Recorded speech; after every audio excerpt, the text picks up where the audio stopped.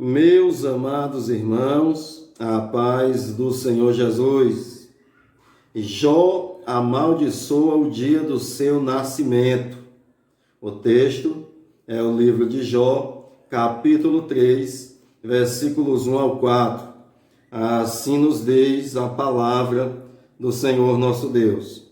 Depois disto, abriu Jó a boca e amaldiçoou o seu dia.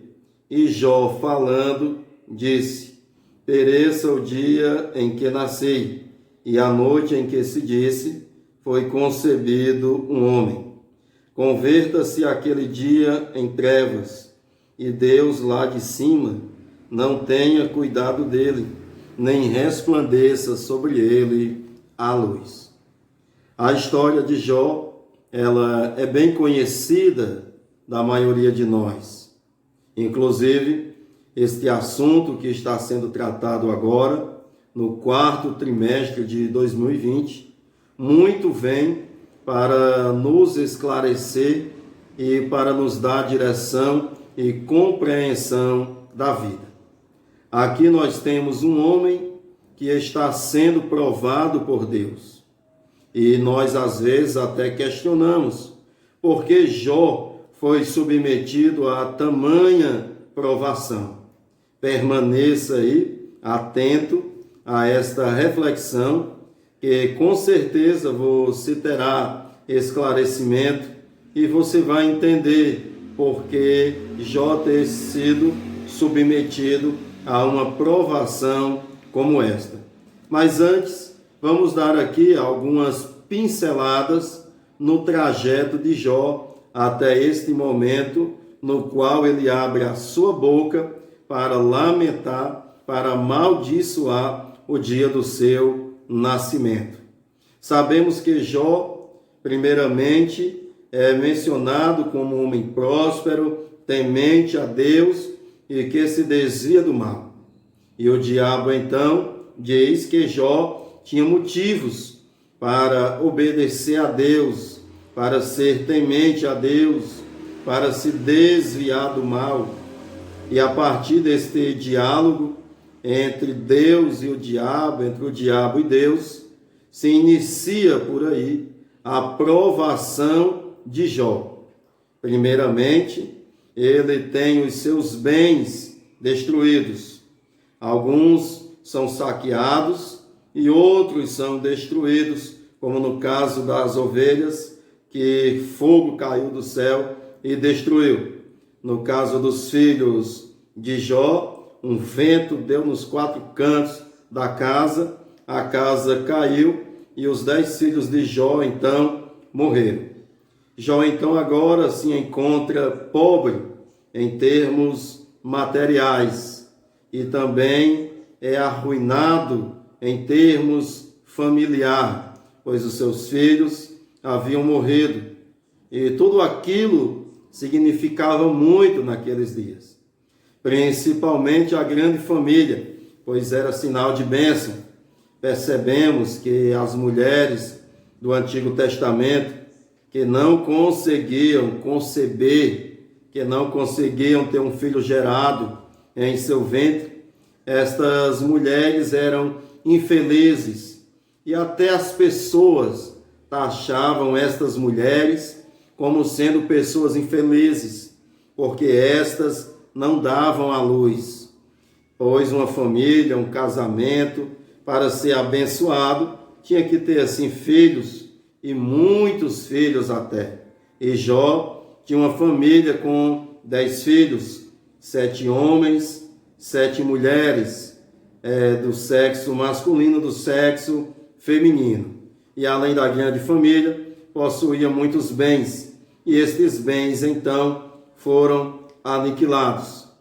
Mas Jó não blasfemou, Jó adorou a Deus. Então o diabo falou que Jó procedia com fidelidade, porque ele tinha muita saúde. Aí então a saúde de Jó é retirada e vem a doença, uma doença terrível, da planta dos pés até a cabeça. Jó estava ali porulento, com feridas. Vai dizer que até bichos apareceram nestes ferimentos. Mas quando nós olhamos aqui para o lamento de Jó, em nenhum lugar o texto está dizendo que Jó pecou. Em nenhum momento o texto está dizendo que Jó blasfemou contra Deus. Não. E então, o que o texto diz? O texto diz que Jó lamentou o dia do seu nascimento. O texto diz que Jó amaldiçoou o dia do seu nascimento. Então Jó trouxe a responsabilidade para si. Jó jogou a maldição sobre ele mesmo. Jó lançou a maldizência, como falamos aqui, sobre ele mesmo e não sobre Deus. Jó, ele jogou tudo sobre ele mesmo e não sobre Deus. A lamentação foi contra ele, a insatisfação era contra ele, tudo contra ele e nada contra Deus. É interessante perceber, amados irmãos, que Jó procedeu, digamos, de forma muito bíblica. E até porque naqueles dias não existia Bíblia, mas Jó, de fato, procedeu biblicamente, dentro da coerência bíblica, dentro da revelação especial. Pois nós sabemos que o primeiro homem, Adão, ele pecou.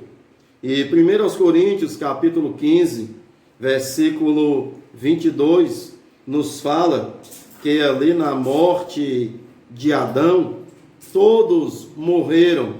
Significa dizer que todos compartilham daquele pecado cometido, praticado por Adão. Na teologia, isso é chamado de federalismo, representação. Adão, quando pecou, era um representante de cada um de nós. E por Adão ter pecado, nós então temos culpa e temos também a natureza pecaminosa. Nascemos culpados e na medida que vamos crescendo, também vamos aflorando, desenvolvendo o pecado natural que existe dentro de nós.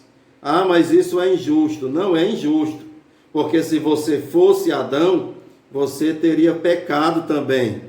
Então é justo que você seja culpado e que você também herde a natureza pecaminosa. Falo você, mas no caso nós herdamos a natureza e herdamos também a culpa. Significa dizer que já nascemos culpados. Então Jó, quando amaldiçoou o dia do seu nascimento, era como se ele estivesse dizendo: o culpado disso tudo sou eu. A culpa de tudo isso é minha. O que é que diz Lamentações, capítulo 3, versículo 39? Este texto nos fala dizendo que o homem deve se queixar do seu pecado. Então, todo sofrimento, toda queixa pela qual passamos, tem como culpado o próprio homem que está passando pela luta. Quando nós olhamos para o dilema de Jó, é injusto que Jó passou. Não é injusto. Sabe por quê? Porque Jó, assim como nós, merecia a condenação eterna. Porém, Deus em nenhum momento estabeleceu condenação eterna para Jó. Tão somente transformou a vida dele num inferno por um período de tempo, com a finalidade de que o próprio Deus fosse glorificado e também com a finalidade que a vida espiritual de Jó fosse aperfeiçoada. Então, diante deste relato, o que devemos fazer? Devemos reconhecer que o problema está em nós. O problema do sofrimento é nosso, não é de Deus. E em segundo lugar, vamos confiar que Deus tem o melhor para as nossas vidas. Que Jesus Cristo te abençoe.